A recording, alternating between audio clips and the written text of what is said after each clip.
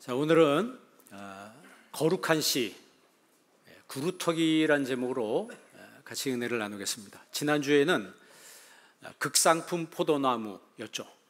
그 내용은 하나님과 우리 사람 사이에 윤리의식이 있어야 된다. 그게 핵심이었어요. 우리는 윤리하면 사람에게만 적용한다고 생각하는데 절대 그렇지 않습니다.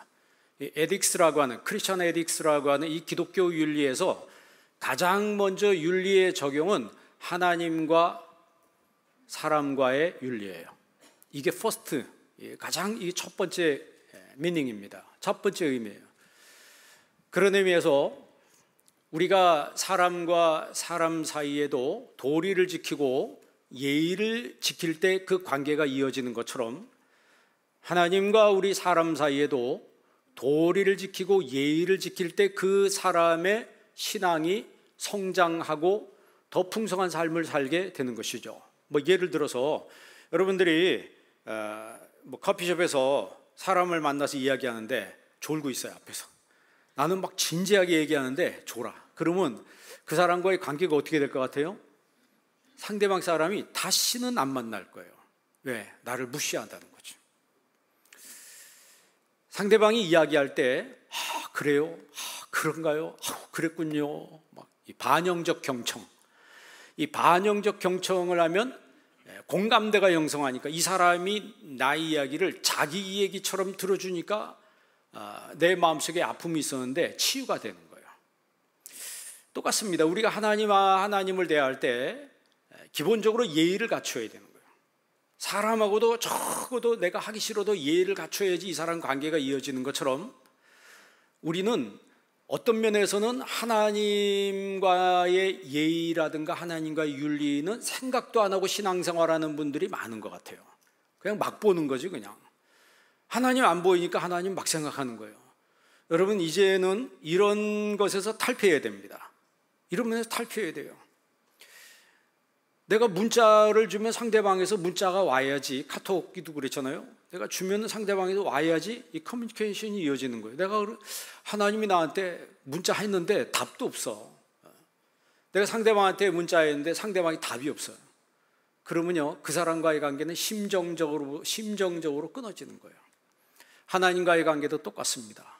여러분 우리 하나님은 인격을 가진 하나님이시기 때문에 인격체, 우리가 가진 이 퍼스널리티라고 하는 이 인격이라고 하는 것은 하나님으로부터 부여받은 거예요.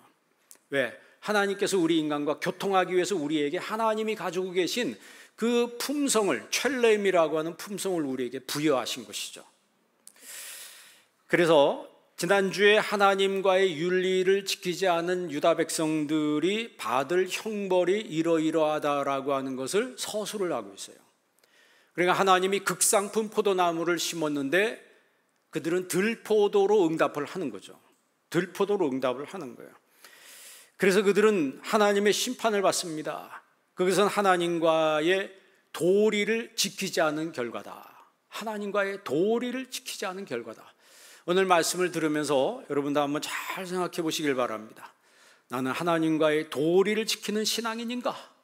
하나님과의 윤리를 지키는 신앙인인가?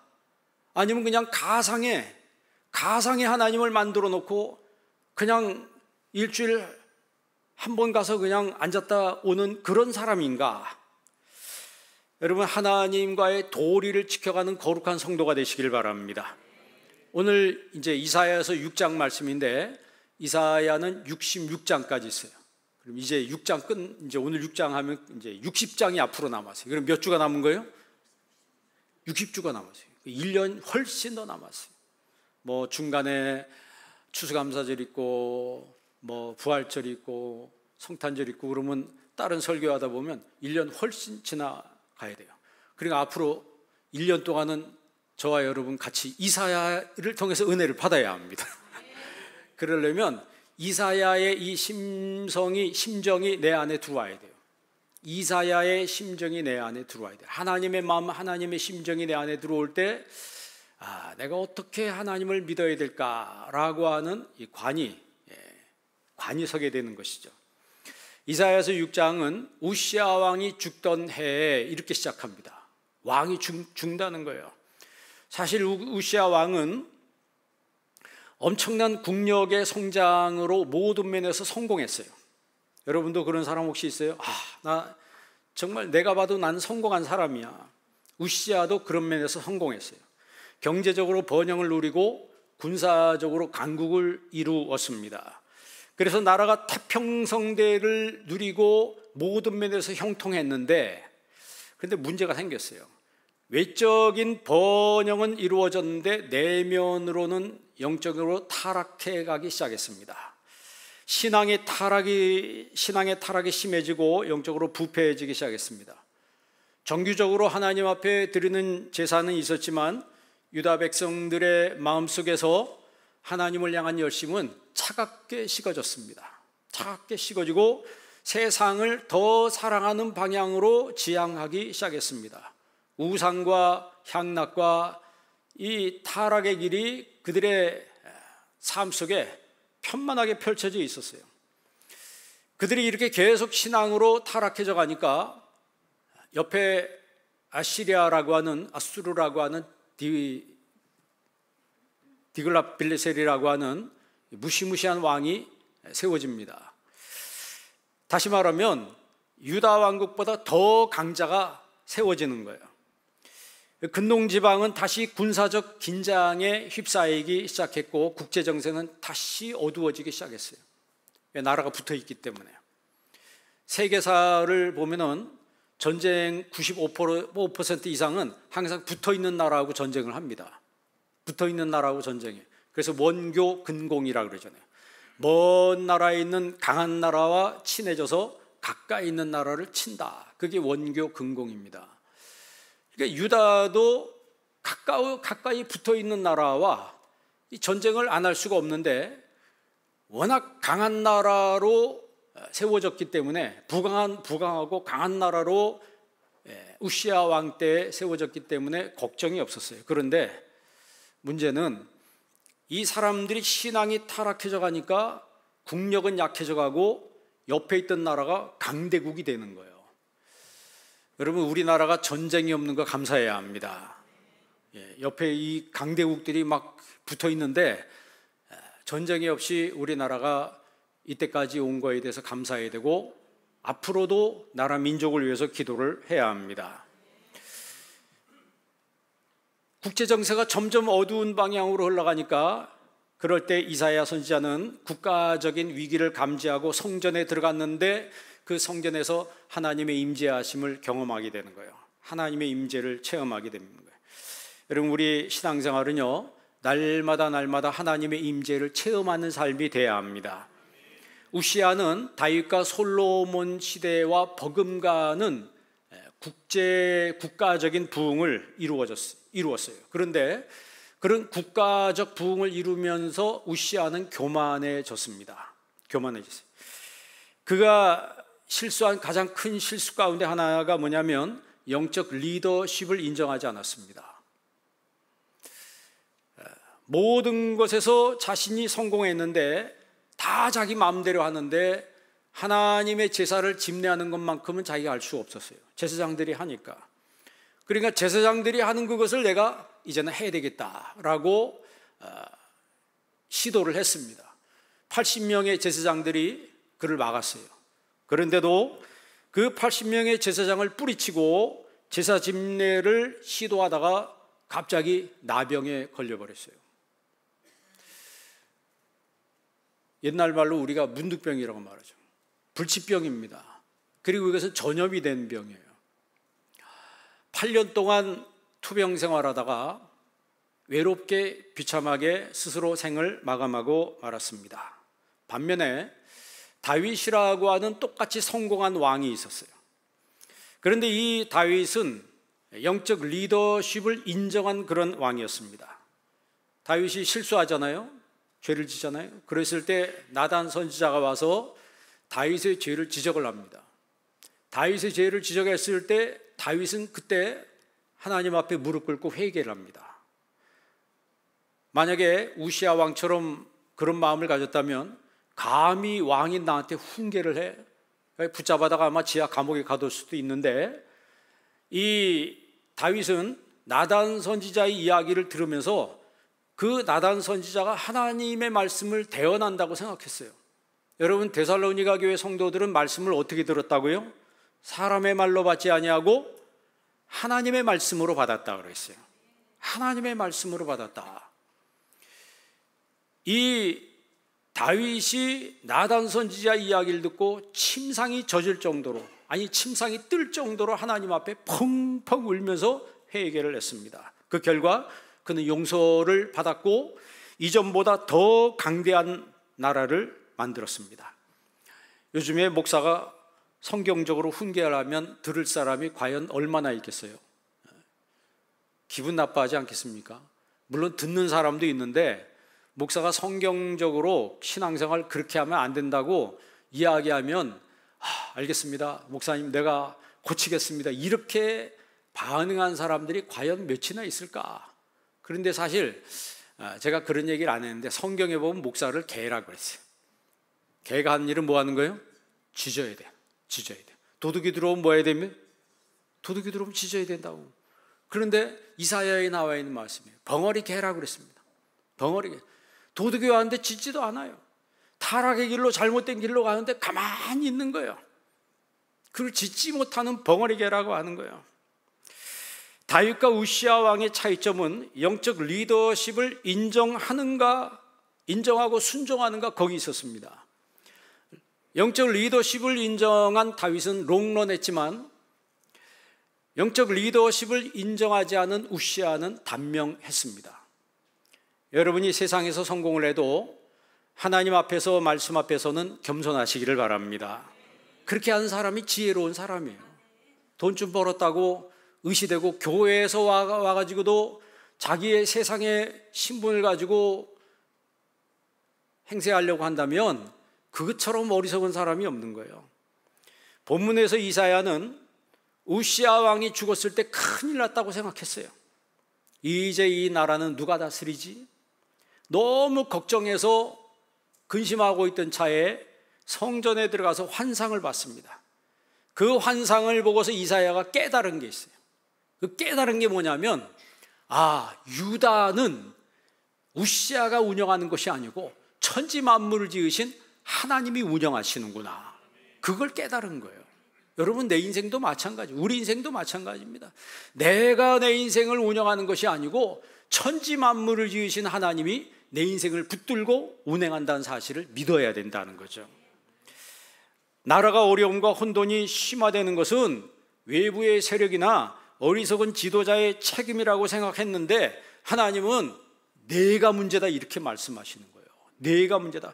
백성들이 우상을 섬긴다면 내가 그들을 깨우쳐야 되는데 백성들이 말씀을 우습게 여기고 순종하지 않으면 내가 율법으로 훈계를 했어야 됐는데 왜 그렇게 하지 않았느냐? 왕이 잘못된 정책을 행했다면 그 역시도 내가 똑바로 가르쳤어야 했다. 그렇게 하나님이 지금 말씀하시는 거예요. 이사야서 56장 10절에 보면요, 이스라엘의 파수꾼들은 맹인이요 다 무지하며 벙어리 개들이라 짖지 못하며. 개는 개인데 벙어리 개라는 거예요. 그러니까 잘못된 것에 대해서, 잘못된 타락의 길로, 우상의 길로 갈 때 이 개들이 짖어야 되는데 벙어리 개라고 이사야는 이야기하고 있는 거예요. 다 꿈꾸는 자들이요 누워있는 자들이요 잠자기를 좋아하는 자들이니 그랬어요. 이사야는 하나님의 성전에서 이제 세 가지를 체험합니다. 이 본문은 거룩한 씨, 구루터기 아니에요? 이 구루터기인 이 거룩한 씨가 하나님의 성전에서 세 가지를 체험하는데 그 첫째가 뭐냐면, 거룩한 씨는 하나님의 영광을 생각한다는 거예요. 하나님의 영광. 여러분, 신앙인들은 항상 내 삶을 통해서 어떻게 하면 하나님의 영광을 드러내야 될까, 이것을 생각을 해야 되는 거예요. 하나님의 영광을 생각하는 사람은 하나님의 영광을 보는 거예요. 하나님의 영광을 보는 사람은 그 영광을 아는 것입니다. 이 본다는 말, 안다는 말, 생각한다는 말이 같은 거예요. 그래서 에피그노시스라고 하죠. 그노시스란 말은 이제 knowledge라고 하는, 지식이라고 하는데, 에피란 말이 들어서 위로부터, 지식인데 위로부터 온 지식이라고 하는 거죠. 그것을 에피그노시스라고 해서 하나님을 아는 지식이라고 하는 거예요. 하나님을 아는 지식이 있는 사람은 하나님의 영광을 생각합니다. 여러분, 공부하는 학생은 왜 공부해야 돼요? 하나님의 영광을 위해서 공부해야 되는 거예요. 그래서 학생들은 더 열심히 공부를 해야 돼요. 돈 버는 사람은 왜 돈을 벌어요? 하나님의 영광을 위해서 돈을 벌어야 되는 거예요. 여러분, 내가 돈 많이 가지고 있어. 그래서 뭐 어떻게 했다는 거예요? 내가 부자예요. 그것은 이 땅에서 끝나는 거예요. 하나님을 믿지 않는 사람들은 자신이 어디서 왔는지를 모릅니다. 그리고 왜 사는지도 몰라요. 그리고 나중에 어디로 가는지를 모릅니다. 그렇기 때문에 불안해하는 거죠. 그 이화숙이라고 하는 그 이대병원의 호스피스 병동에 있던 그분이 거의 400명, 500명 가까이 되는 그 사람들을 자기 품에서 그 임종을 맞이하겠는데, 그분이 그때 신문에도 나왔어요. 특징이 뭐냐면 두 갈래로 갈라진다는 거죠. 죽는 사람의 특징. 한쪽은 굉장히 편안한 가운데 임종을 맞이하고, 한쪽은 굉장히 불안해하고 공포스럽게 행동을 하다가 공포를 느끼다가 죽더라는 거예요. 차이점이 뭐냐 보니까 신앙인과 불신앙이 있더라는 거예요. 그러니까 하나님을 믿는 사람들은 내가 어디서 왔는지를 알아요. 그리고 우리가 왜 사는지를 압니다. 그리고 죽은 다음에 우리가 어디로 가는지를 알아요. 여러분, 죽으면 어디 가요? 믿으세요? 진짜 믿냐 이 말이에요. 스스로 한번 질문해 보세요. 당신이 오늘 죽으면, 오늘 밤에 하나님 데려가면 천국 갈 자신 있냐? 천국 가는가? 내가 오늘 죽으면 어디 가지? 구천을 떠도는 건가? 어디 가는 거야? 지옥 가는 거야? 불안한 거예요. 근데 돈은 많아. 왜 사는지를 모르는 거예요. 하나님이 우리에게 물질을 주신 것도 사명이라고 했어요. 이번에 필리핀 가보니까 거기 교회를 이제 어느 교회에서 졌고, 거기 또 수양관도 이렇게 사놨더라고요. 그런데 이제 다음 주에 압구정동에서 건물을 몇 개 갖고 있는 뭐 수천억 부자가 온다는 거예요. 교회 다니는 집사님이지 하여튼 그분이 와서 이 필리핀에서 어떻게 주회를 하고 싶은가, 내 돈을 어떻게 하나님 선교를 위해서 쓸 것인가, 이거를 보기 위해서 온다는 거예요. 그런 얘기 제가 들었어요. 수천억 재산가인데 그냥 나 혼자 뭐 이렇게 쓰고 살다가, 그렇게 여러분 럭셔리하게 살다가 죽으면 그게 뭐예요? 아무것도 아닙니다. 여러분, 성경이 그러잖아요. 부자는 어디 갔어요? 지옥에 떨어졌어요. 가난하게 살았지만 나사로는 천국으로 갔습니다.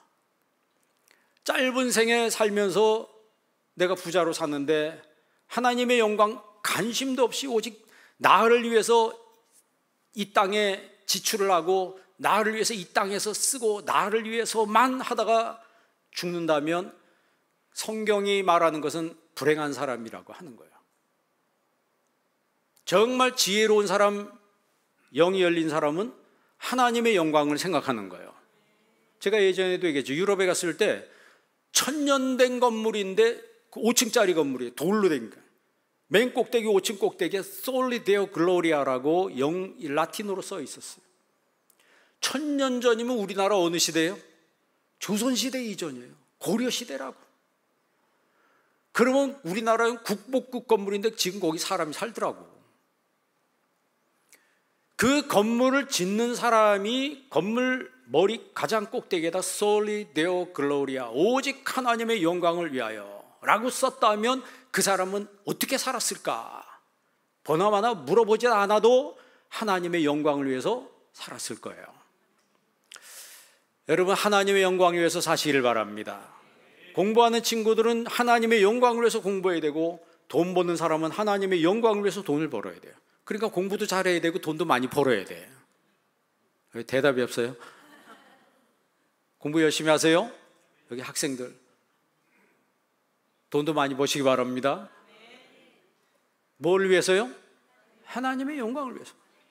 여러분, 천국 가면 그래도 내가 주님 위해서 이렇게 살았다고 하는 작품이나 뭐 하나 있어야 되지 않겠습니까? 우리 교회도 필리핀이나 좀 그런 쪽에 교회 하나 줬으면 좋겠어요. 교회 하나 집시다. 여기 교회 줬으니까 나중에 그런 데도 하나 교회 지면 얼마나 좋아요. 선교적으로 보면 복음만 전하다가 끝나면 나중에 나중에 그 지역 복음이 사라지더라고. 그런데 교회를 세워놓으면 계속해서 대를 이어서 그 신앙이 유지가 되더라는 거예요. 그게 특징적인 거예요. 우리가 하나님을 아는 지식이 있을 때, 에피그노시스라고 하는 하나님을 아는 지식이 있을 때 우리의 삶이 더 풍성해지며 내가 어떻게 살아가야 될 것인가 라고 하는 생각을 하게 되는 거예요. 그 생각을 통해서, 그 알을 통해서 결론적으로 목적이 지어지는 게 뭐냐면 하나님의 영광이라고 하는 거죠. 하나님의 영광, 케보드 야훼. 자, 이사야서 6장 3절 한번 읽어볼래요? 다 같이 한번 읽습니다. 서로 불러 이르되 거룩하다 거룩하다 거룩하다 만군의 여호와여 그의 영광이 온 땅에 충만하도다 하더라. 아멘. 그의 영광이 온 땅에 충만하도다. 이 스랍 천사들이 카도시 카도시가 뭐예요? 거룩하다 거룩하다 거룩하다. 이 스랍이 날개가 6개인데 두 날개로는 얼굴을 가리고 두 날개로는 발을 가리우고 두 날개를 날면서 하나님의 영광을 드러내는 거예요. 그게 뭐냐면 카도시 히브리어 성경에 그렇게 써 있어요. 거룩하다 거룩하다 거룩하다 만군의 여호와여 그의 영광이 온 땅에 충만하도다. 여러분, 오늘 우리가 살면서 여러분 예배 끝나고 여러분 집으로 가면서 이 땅에 하나님의 영광이 충만하다라고 하는 것을 느끼며 사시기를 바랍니다. 하나님의 영광이 이 땅에 충만하면 두려울 게 뭐가 있겠어요? 두려울 게 뭐가 있고 걱정될 게 뭐가 있겠습니까? 카도시란 말은 잘라낸다는 얘기예요. 그러니까 하나님을 향해서는 이 영광이란 이 거룩이란 표현이 하나님께 영광을 돌리는 것이지만 이 거룩이란 말이 나에게 적용될 때는 잘라내는 거예요. 뭐를 잘라내는 거예요? 죄를 잘라내는 거예요. 죄를 잘라내고 불순종을 잘라내고 내 삶 속에 부정적인 것을 잘라낸다라고 하는 것이죠. 그게 바로 히브리어의 카도시의 의미예요. 그러니까 이 스랍 천사들은 카도시 거룩하다 거룩하다 거룩하다 여호와의 영광이 이 땅에 충만하다라고 이야기하는 거예요. 이 스랍 천사를 이제 영어로는 세라핌이라고 해요. 세라핌, 불타는 존재라고 하는 거예요. 불타는 존재. 마치 마가다락방에 하나님의 성령이 불이 임한 것처럼 그리스도인들은요 불타는 존재로 살아야 됩니다. 여러분 심령에 불이 붙기를 바랍니다. 심령에 불이 붙은 사람들은 예배를 나와도 힘이 있어요. 심령에 불 꺼진 사람들은요 그냥 예배 나오는 게 어디 끌려가는 것 같고 주님 생각하는 것도 내가 뭐 해주는 것 같고. 여러분, 신앙이 불타는 사람들은 선교적인 의미에서 자기 생명 아끼지 않고 자기 생명 모르기로 작정하고 하나님의 일에 뛰어들었어요. 그래서 여러분 세계 선교가 지금도 활발하게 이루어지는 거예요. 하나님이 누구를 통해서 일하는 거예요? 불타는 사람을 통해서 일하는 거예요. 불타는 사람, 자기 자신을 태워가면서 하나님 앞에 열정적으로 영광을 돌리는 사람, 철저하게 하나님의 영광을 위해서 살고 하나님의 뜻을 시행하는 그런 존재를 세라핌이라고. 그 세라핌들이 하나님을 이르되, 불러란 말은 이제 외친다, 소리친다는 얘기예요. 그러니까 거룩하다 거룩하다 거룩하다 이것을 조그마한 소리로 말하는 게 아니고 큰 소리로 외쳤다는 거예요. 하나님의 영광을 생각하는 사람은요 늘 거룩함을 생각합니다. 하나님은 거룩하시기 때문에 하나님의 임재를 경험한 사람들은 내가 거룩해야 된다는 사실을 알아요. 그래서 입술이 거룩하고 생각이 거룩하고 삶이, 행동이 거룩한 거예요. 그리고 가장 먼저 우리가 이 주일날 아니에요? 이 주일날 거룩하게 우리가 하나님 앞에 지키는 거죠. 창세기 2장 3절 한번 보실래요? 한번 읽어보겠습니다. 하나님이 그 일곱째 날을 복되게 하사 거룩하게 하셨으니 이는 하나님이 그 창조하시며 만드시던 모든 일을 마치시고 그날에 안식하셨음이니라. 아멘. 하나님이 일곱째 날을 복되게 하사 거룩하게 하셨다 그러시죠. 그러니까 이 날은 거룩한 날, 복된 날이라고 하는 거죠. 그러니까 여러분 예배 드리는 여러분 마음이 복된 심령이 되기를 바랍니다. 예배를 드리는 내가 복된 심령이 되고 내 삶이 거룩한 사람이 되는 거예요. 하나님이 모세를 부르실 때 떨기나무 불꽃 아래에서 부르잖아요. 모세야, 네 발에서 신을 벗으라. 내가 선 곳은 거룩한 땅이니라. 내가 선 곳은 거룩한 땅이니라. 하나님을 만나 뵐 때 거룩하고 연관이 있는 거예요. 여호수아를 부를 때도 하나님 뭐라고 말씀하세요? 여호수아를 군대 장관으로 세우실 때도 내 발에서 신을 벗으라. 내가 선 곳은 거룩한 곳이니라. 그러니까 거룩함이란 말은 내 삶을 통해서 어떻게 하나님의 영광을 드러낼 것인가라고 하는 것을 생각하는 거예요. 이 거룩하다는 게 내가 뭐 외적으로 무슨 거룩한 가운을 입고 내가 천천히 걸어가면 그게 거룩이 아니고, 내 삶을 통해서 어떻게 하나님의 영광을 드러낼 것인가라고 생각하는 그 자체가 거룩이라고 하는 거예요. 하나님께서 출애굽한 백성들에게 내가 너를 제사장 나라 거룩한 백성으로 삼을 것이다 라고 선언을 해요. 출애굽기 19장 6절 한번 읽어볼래요? 다 같이 한번 읽습니다. 너희가 내게 대하여 제사장 나라가 되며 거룩한 백성이 되리라. 너는 이 말을 이스라엘 자손에게 전할지니라. 아멘. 출애굽한 이스라엘 백성들에게 너희는 제사장 나라가 되며, 그러니까 모든 나라 중에서도 으뜸인 나라가 되게 한다는 거예요. 그리고 너희들은 무슨 백성? 거룩한 백성이 되리라. 여러분, 나에게 주신 말씀으로 받으시기를 바랍니다. 그러니까 내 생업을 통해서 하나님의 영광을 드러내는 거룩한 성도가 되시기를 바랍니다. 그러니까 하나님 말씀을 기억하고 지키면 정말 그 영광을 드러낼 때 하나님 앞에 우리가 거룩하게 된다는 사실을 믿어야 된다는 거예요. 민수기서 15장 40절도 읽어볼래요? 다 같이 한번 읽습니다. 그리하여 너희가 내 모든 계명을 기억하고 행하면 너희 하나님 앞에 거룩하리라. 아멘. 너희 하나님 앞에 거룩하게 된다. 어떻게 하면? 계명을 기억하고 행하면.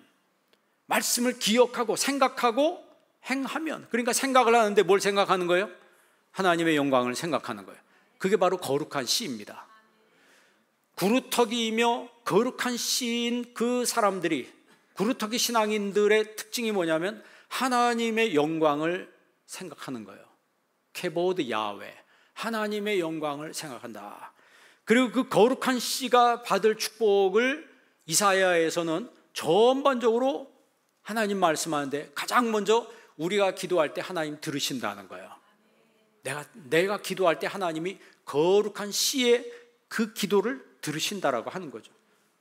여러분 생각해 보세요. 내 멋대로 행동하고 불순종하고 세속적으로 타락의 길을 가면서 하나님 앞에 주여 주여 하면 주님 뭐라 그랬어요? 나더러 주여 주여 한다고 해서 다 천국에 들어갈 것이 아니오라 그랬어요. 그게 여러분 이사야의 말씀이에요. 다만 하늘에 계신 내 아버지의 뜻대로 행하는 자라야 들어가리라 그랬어요. 그러니까 거룩한 씨의 기도를 하나님이 응답하시고 하나님이 그들의 길을 도와주신다라고 하는 거예요. 그런 의미에서 여러분 거룩한 씨의 모습으로 사시기를 바랍니다. 구루터기 신앙으로 살아야 되는 거예요. 구루터기 신앙은 뭐예요? 잘려졌어요. 이게 잘려진다는 게 지금 이스라엘 백성들에게 하나님이 심판을 예고하는 거예요. 이사야를 통해서.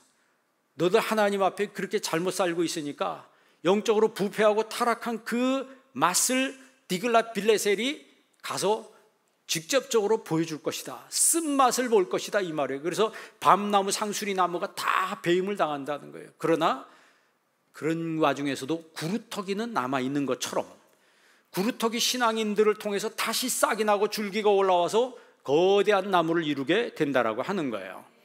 마지막에 하나님이 거룩한 씨들은 보호하신다는 거예요. 그들의 기도를 응답하시며 그들을 하나님이 도와주시며 그들을 하나님이 보호하신다라고 성경에 말씀하셨습니다. 하나님이 그들을 긍휼히 여기시고 샘물 근원으로 인도할 것이다 라고 했어요.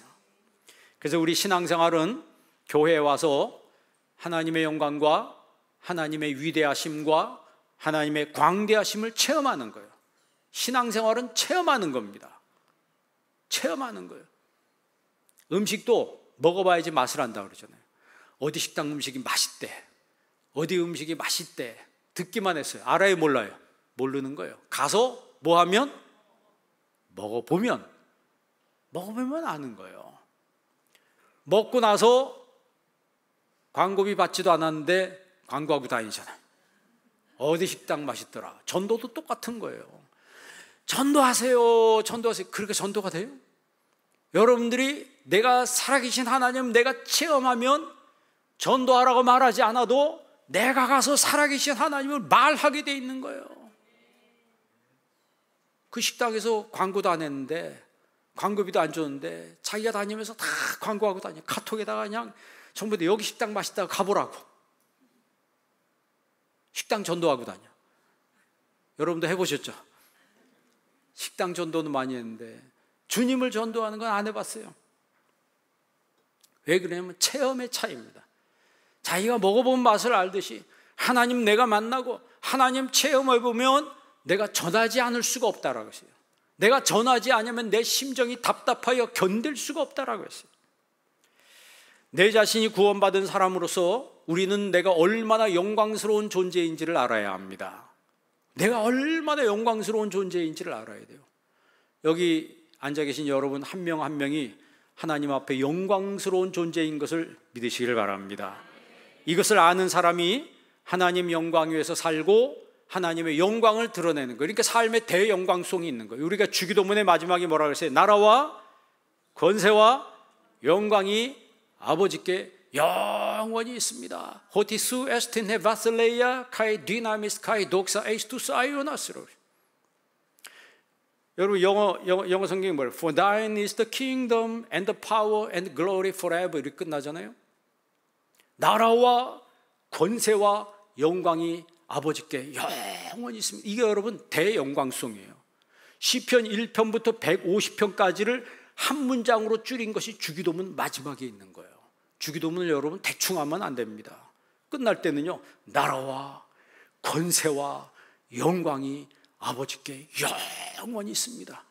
힘주어서 기도해야 돼요. 끝나는 신호로 알고 나라와 권세와 영광이 아버지께 블라블라. 오늘 설교 길었다 이 말이죠. 그래서 성질 나가지고 주기도문도 그냥 대충 해버려요. 그는 주님의 영광을 모르니까 그렇게 하는 거예요. 주님의 영광을 알면 한 소절 한 소절 나라와 권세와 영광이 다 아버지의 것입니다. 그게 신앙 고백이잖아요. 그렇잖아요. 그리고 거룩한 신은 항상 자기 자신을 봅니다. 여러분 이사야서 6장 5절 한번 읽어볼래요? 이사야서 6장 5절 다 같이 한번 읽습니다. 그때 내가 말하되 화로다 나여 망하게 되었도다. 나는 입술이 부정한 사람이요 나는 입술이 부정한 백성 중에 거주하면서 만군의 여호와이신 왕을 배웠음이로다 하였더라. 6절 때에 수랍 중에 하나가 부젓가락으로 제단에서 집은 바 핀 숯을 손에 가지고 내게로 날아와서 7절 그것을 내 입술에 대며 이르되 보라 이것이 내 입에 닿았으니 내 악이 제하여졌고 내 죄가 사하여 졌느니라 하더라. 아멘. 거룩한 씨가 된 사람들의 특징은 내 죄를 보는 거예요. 내 죄를 보고 내 죄를 아는 거예요. 거룩한 씨가 아닌 사람들은 다른 사람의 죄를 봅니다. 항상 다른 사람의 죄를. 그리고 그 사람의 입은 항상 부정적이에요. 저 사람 죄졌어. 저 사람 잘못됐어. 저 사람 고쳐야 돼. 저 사람이 문제가 있어. 그런데 거룩한 씨가 된 사람의 그루터기 신앙인들의 특징은 내 죄를 보는 사람. 내 죄를 보고 내가 문제에 있다라고 하는 걸 아는 거예요. 하나님이 이사야에게 말씀하잖아요. 너가 문제라고 하는 거예요. 우리는 교회에 와서 하나님을 예배하면서 내 입술과 내 생각이 얼마나 더럽고 얼마나 부패했는지를 깨달아야 되는 거예요. 예배를 드리면서 하나님의 임재를 경험하면서 내 입술과 내 생각이 얼마나 세속화되었는가, 내가 얼마나 세속화되었는가. 우리 세큘러시티, 이 세속도시에 살면서 정말 우리가 거룩함에 하나님의 영광을 생각하고 거룩함을 유지해 갈 수 있다면 그 사람은 정말 거룩한 씨이며 축복된 사람이라고 하는 거예요. 스랍 천사가 부젓가락으로 제단에서 집힌 그 숯을 가지고 와서 날아와서 이사야의 입술을 찢어버렸어요. 그게 뭐냐? 넌 죽었다 이 말이죠. 부정한 입술이 지어져서 새롭게 되는 길을 하나님이 열어주신 거예요. 이게 무슨 소리예요? 내 죄를 깨닫게 되니까 회개가 나오는 거예요.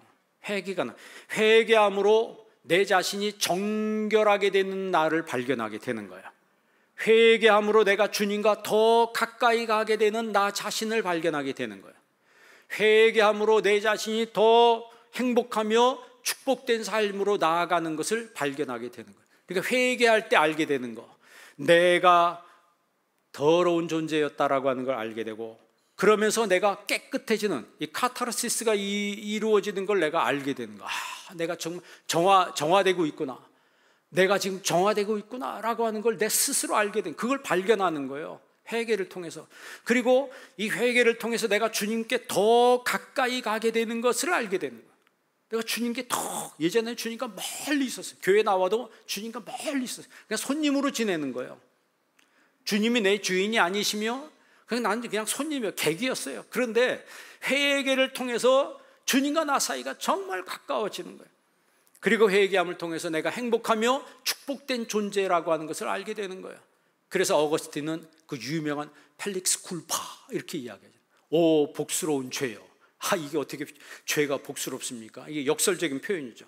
내 죄를 발견하고 내 죄를 회개함으로 말미암아 내가 하나님 앞에 회개함으로 주님을 더 가까이 했기 때문에 결과적으로 보니까 이 죄가 복스럽다, 이렇게 어거스틴은 표현을 한 거예요.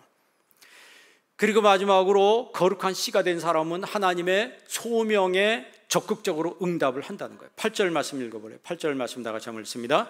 내가 또 주의 목소리를 들으니 주께서 이르시되 내가 누구를 보내며 누가 우리를 위하여 갈꼬. 그때 내가 여기 있나이다, 나를 보내소서 하였더니. 아멘. 하나님이 내가 누구를 보내며 우리가 누구를 위해서 가야 되는가, 누구를 보내야 되며 누가 우리를 위해서 갈꼬. 여기서 하나님이 우리라고 표현하죠. 삼일체 하나님을 얘기하는, 누가 우리를 위해서 갈꼬 라고 했을 때 주여 내가 여기 있습니다, 내가 가겠습니다, 이렇게 고백하는 사람이 거룩한 씨인 거예요. 하나님 쟤를 보내세요. 제가 저 사람이 잘하는데, 제 집사님이 잘하는데 나는 좀 슬쩍 빠져 있겠습니다. 저는요 앞에 나가는 거 싫고요, 뒤에서 그냥 구경만 하겠습니다. 신앙생활 구경꾼으로 할 거예요? 구경꾼으로 살다가 하나님 나라 갈 거예요? 뭔 말을 들을 것 같아요? 착하고 충성된 종이라고 말할 그런 말을 들을 것 같아요? 악하고 게으른 종이라고 말을 들을 것 같아요? 소명에는 내적 소명이 있고 외적 소명이 있습니다. 내적 소명은 구원으로의 하나님 날 부르신 것이고, 외적 소명은 사역으로의 하나님이 부르신 거예요.